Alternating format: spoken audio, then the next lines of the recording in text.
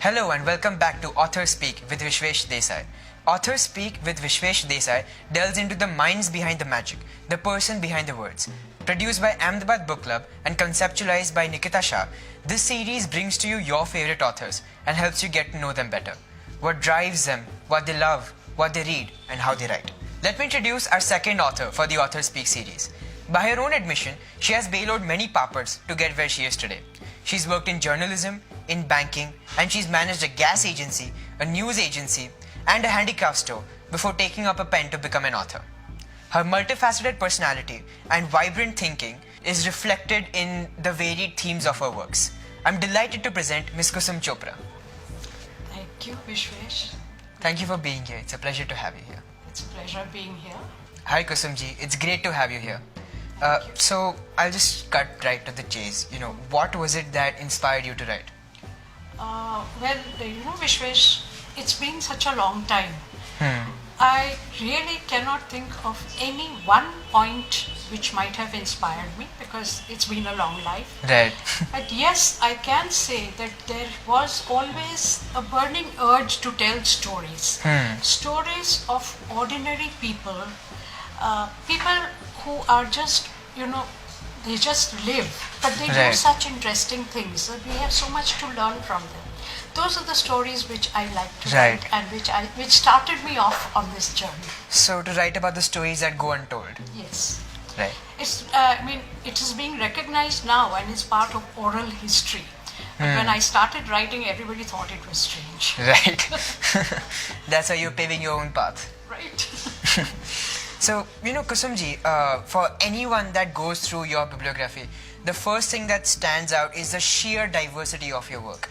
You've written about so many things from myths and obscure history to really heavy and dark subjects like rape, domestic violence, dowry, and even subjects like love.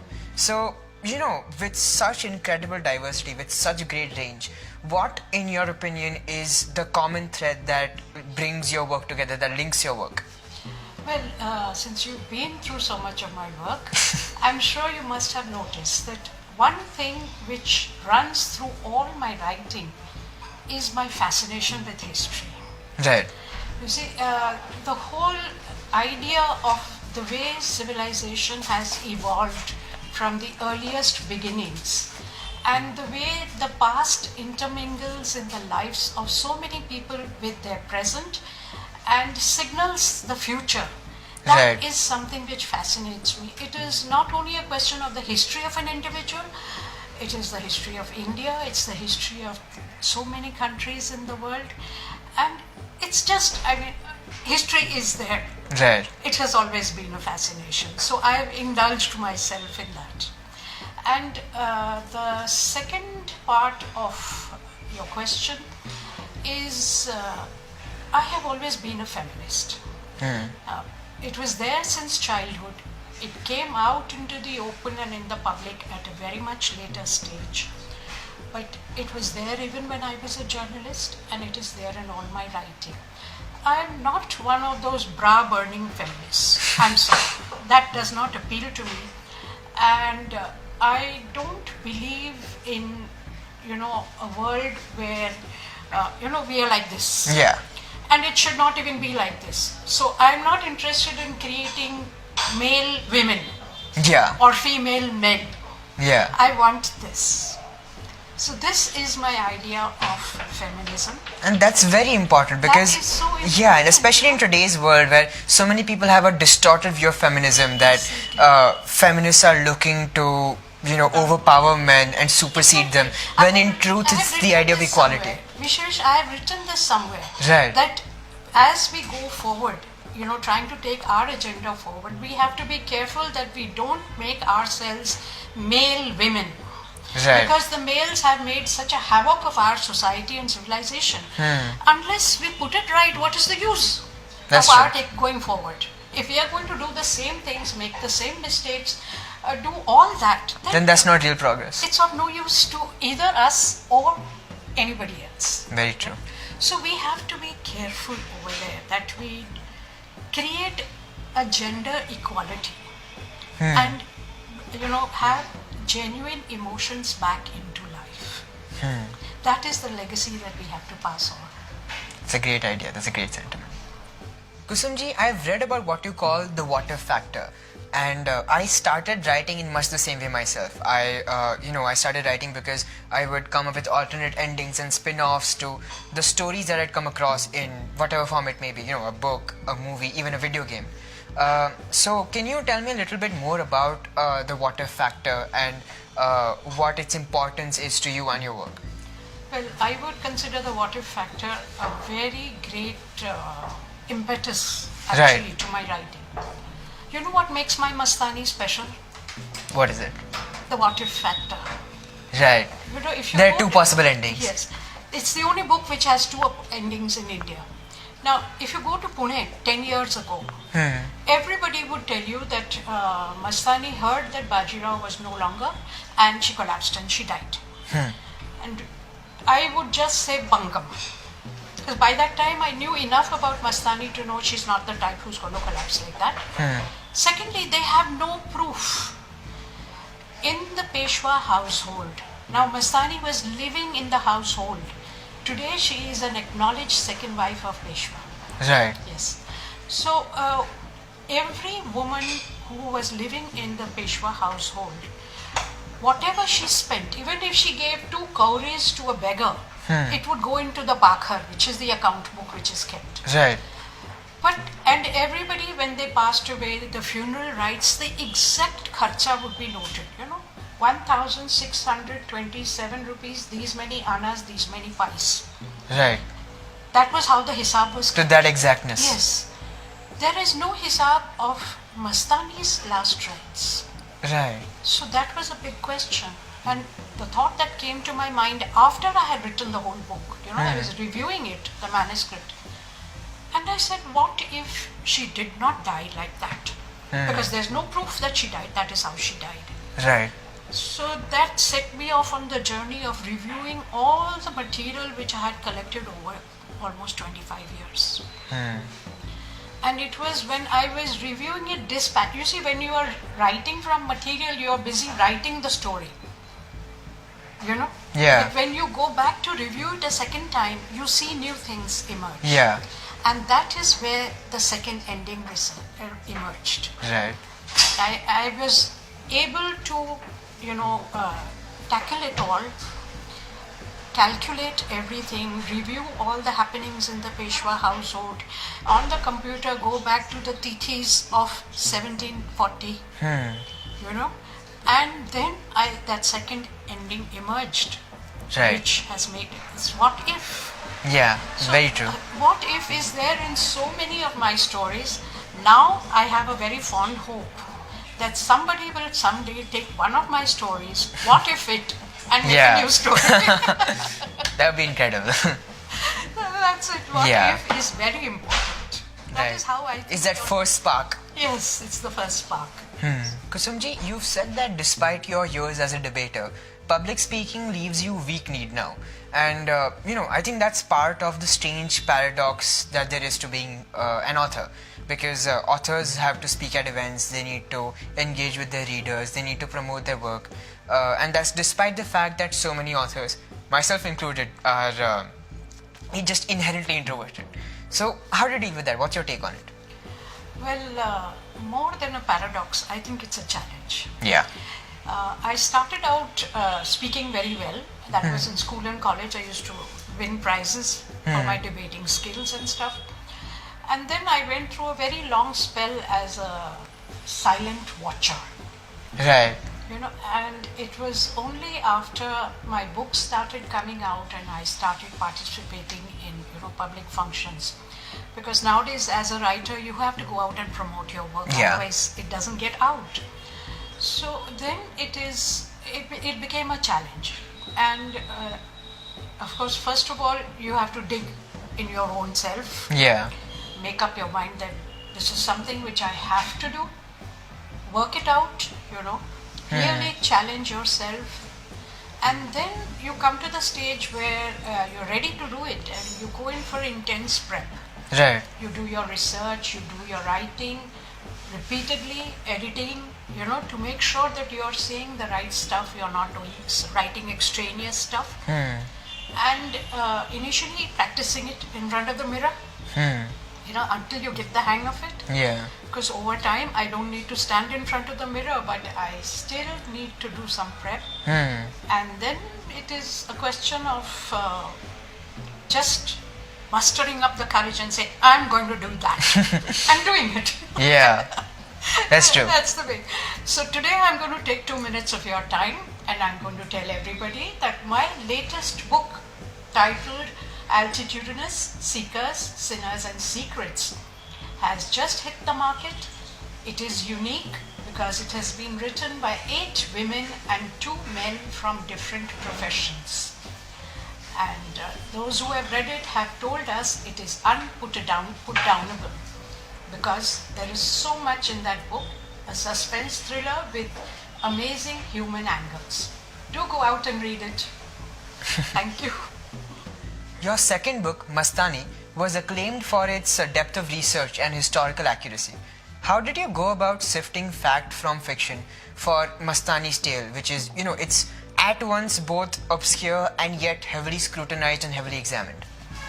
Well, you see, Vishwesh, when there are no official records, one has to go to what are called secondary sources of history. Right. Now, officially, everybody just knew one sentence about Mastani. That is, that the life and times of Peshwa Bajirao I were greatly influenced by a Muslim dancing girl called Mastani. And historians, going back to the Venerable Grant Duff, I call him Grant Duffer, because he just picked up that one sentence which the Brahmin scholars had written, and everybody blindly followed it. When I first got interested in Mastani and I started asking questions, they would say, there's nothing to know about her.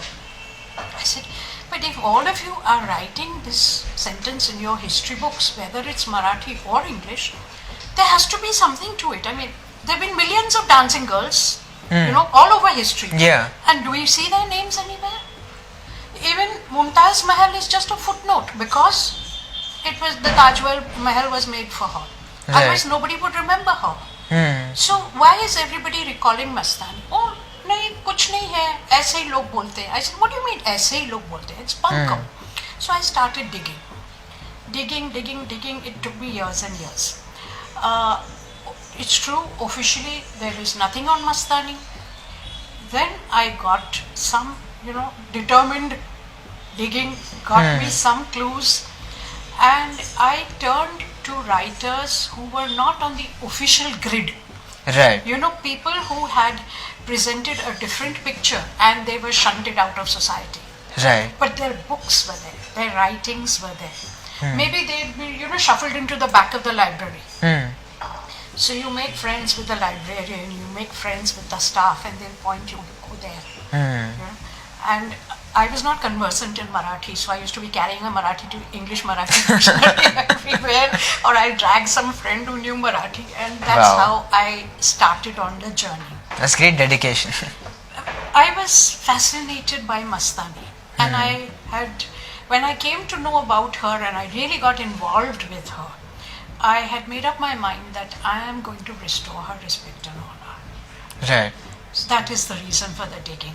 Then I got a clue that there is material on Mastani in her original home, which is Bundelkhand, Right. Madhya Pradesh, on the border between Madhya Pradesh and UP. Her father, I'm very proud of this fact actually, that I have established that she was neither Muslim nor dancing girl. She was the daughter of Maharaja Chhatrasar. She was a Kshatrani. She was trained for warfare because her father saw the capacity in her. She was trained in administration, in politics and diplomacy, and as an intelligence officer. So that's quite a lot. Yeah. And digging, of course, earned me a lot of enemies. But those very historians who used to dismiss her in that one line, in their latest editions, they all carry a chapter on Bajirao Mastani. Right. I was extremely lucky, I would say, that I had 3 guardian angels, you could call them. Right. Every little bit of information which I got, I would be talking to them, and over long distance phone. One was in Banda, one was in Pune, and one was in Bangalore. Right.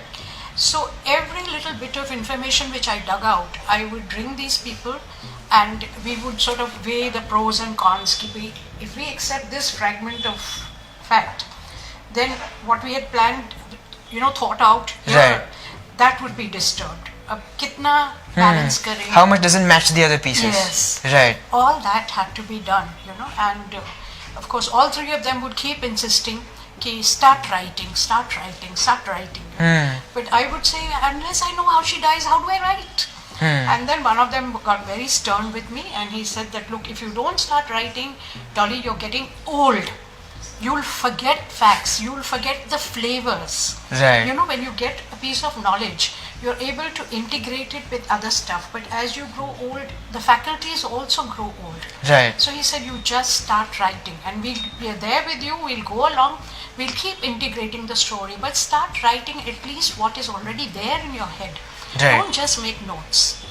So I consider these three people, the guardian angels, they are my heroes who ensured that all that research became a very well acclaimed published book called Right. Mastani. So research is very important, but integrating the knowledge Right. and the what if factor, Right. that is what got I it see. through. Your book, Nirbhaya and Others Who Dared, deals with some of the darkest elements of Indian society. So, while you were writing the book and while you were researching the subject matter for your writing, how did that entire process affect you? Well, it was heavy, but I'd like to tell you that Nirbhaya actually started life as a series, I think about 7 or 8 stories, which I had titled Sisters. Right. They told the stories of sisters, sometimes 2, sometimes 3, whose lives had, sort of crossed and intercrossed, and with not very happy circumstances. Right. And how they were able to come to terms with that unhappiness. Then, around the time when the Nirbhaya episode was happening, that was December 2012, Right. at a literary meet, I read one of those poems. And one of my young friends, his name was Vishwa, if I remember correctly, he said, I'd like to read more of your work. So I just gave him that, earlier we used to take out printouts of our stories and get them Right. spiral bound. So I had this little volume of Sisters with all the stories. So I gave it to him, I said, read these. And he came back in record time and he says, ma'am, you seem to have been writing about Nirbhaya before Nirbhaya happened. Because in every story there was a Nirbhaya. By Right. Nirbhaya, I mean a woman who thinks out of the box and wants to change her circumstances. That is Right. what Nirbhaya wanted. Yeah, the spirit of Yes, fearlessness. the spirit of it. So that lit a spark. And I wrote a slew of stories in which women of all ages, all different streams of life, different corners of India, and different circumstances. Like I've got 4 stories which are set in the rural areas. I've got a story which is set in the northeast. Like that. They're from all over India, in which I call them my Nirbhayas. There are 25 of them in those stories. I made sure that they facing a problem and they find an out-of-the-box solution, so they come out Right. winning.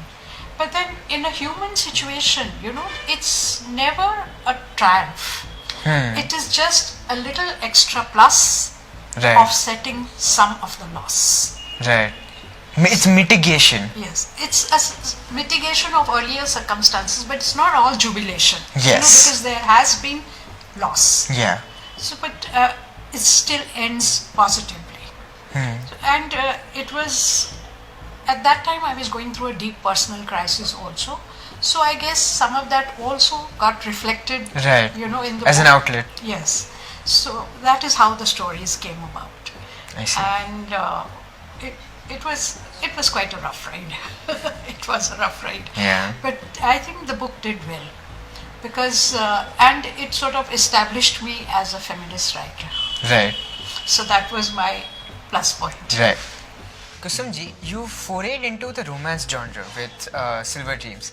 It's a very unique story. It's the first romance story in India, as you put it, with the Silver's couple center stage.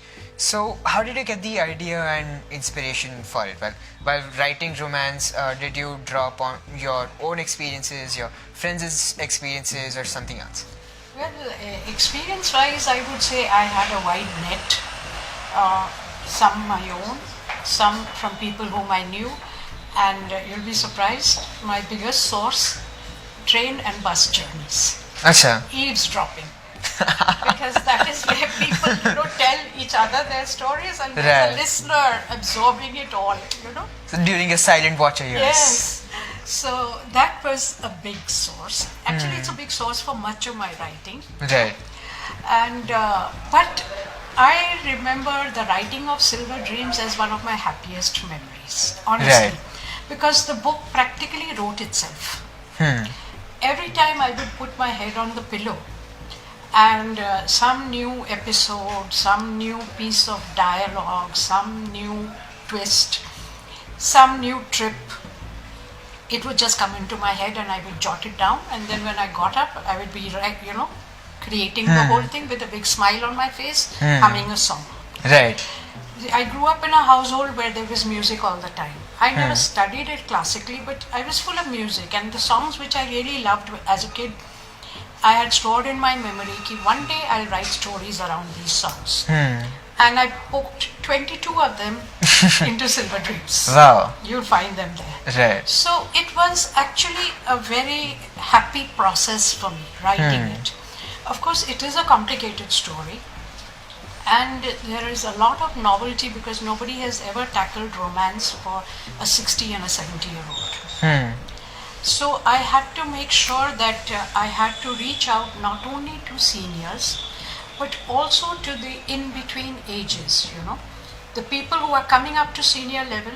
It is possible to have a good older age, and in an estranged family it is possible to bring things together. So there is lots of memory banks, there's lots of music, there's lots of humor, there's lots of travel. They travel from the Himalayas to Bombay, to Mumbai, to Thailand, to Canada, to the West Indies. Right. And there In the is- 60s and 70s. Yes. Right. And there is a brush with voodoo. There's long lost ancestors to be found. And well, there is one piece of dialogue which still draws a chuckle from me, Right. That is when Rana, who is my hero, he tells his wife, there's some dialogue, and he says, what a way to go. Suffocated suckling a yum mum. A 60-year-old Right. yum mum.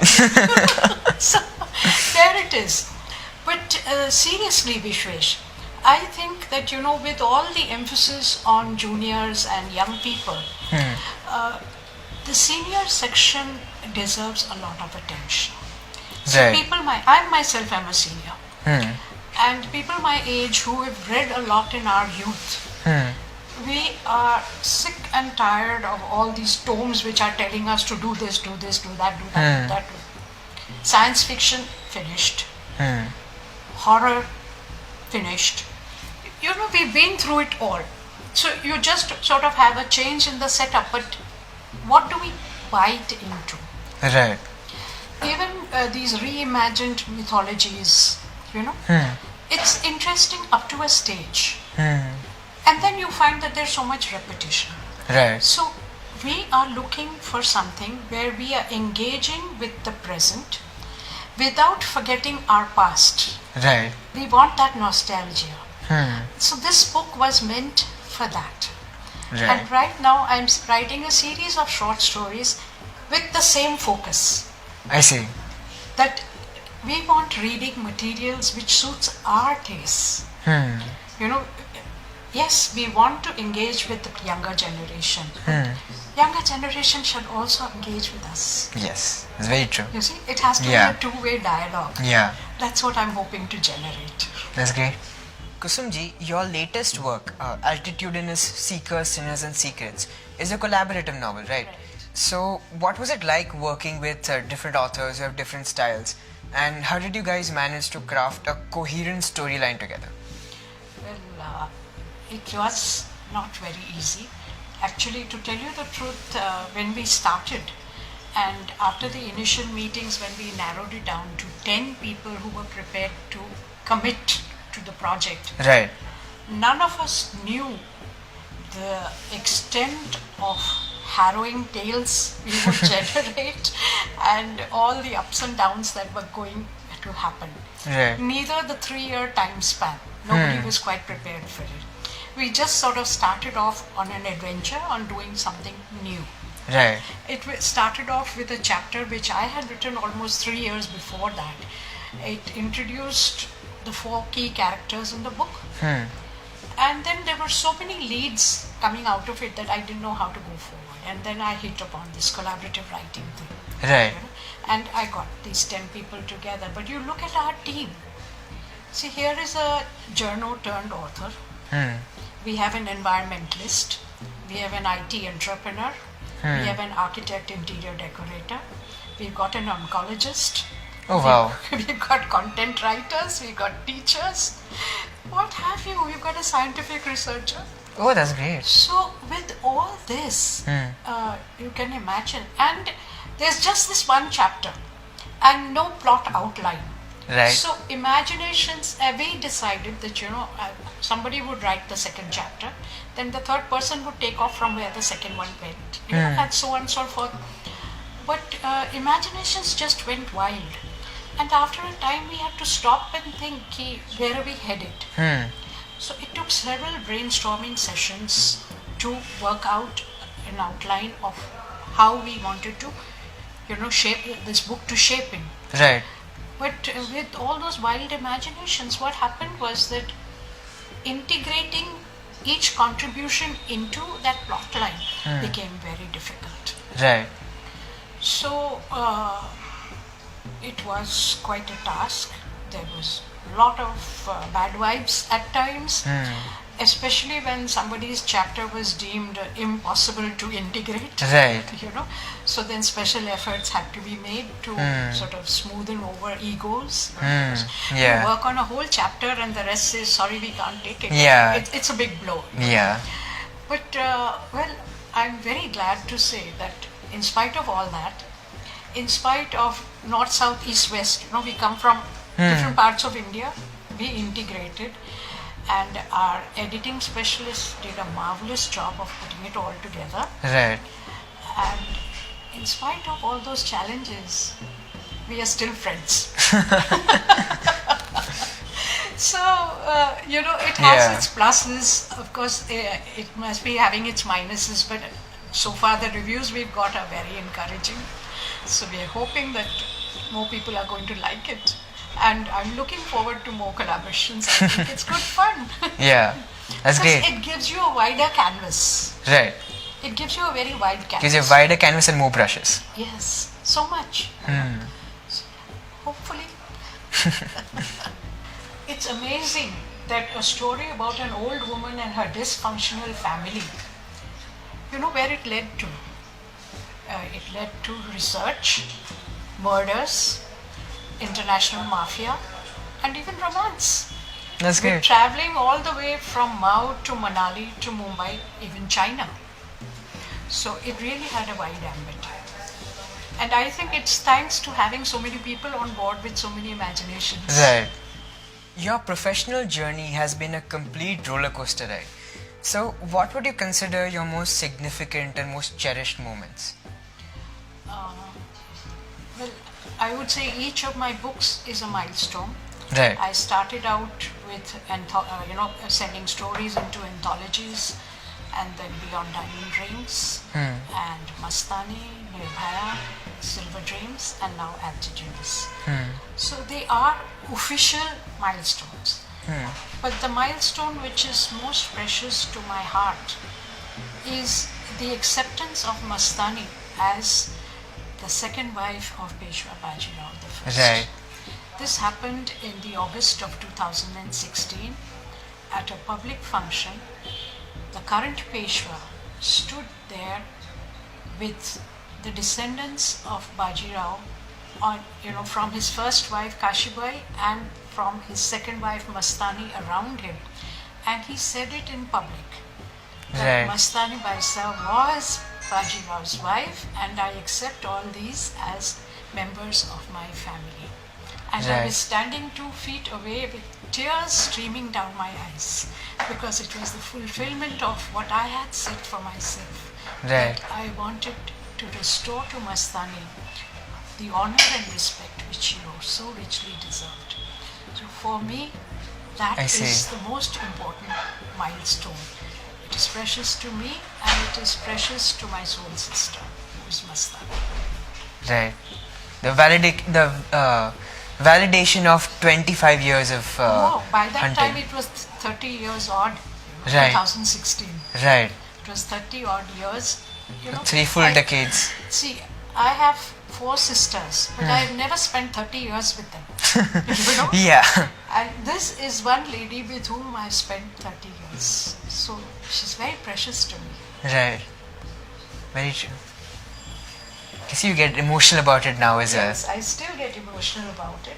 I sleep. Mastani, tell me what happened. So it became a very emotional issue with me, and the day that this happened was really. Right. I can only imagine. So Kusumji, my last question. What do you find the most special thing about being a storyteller?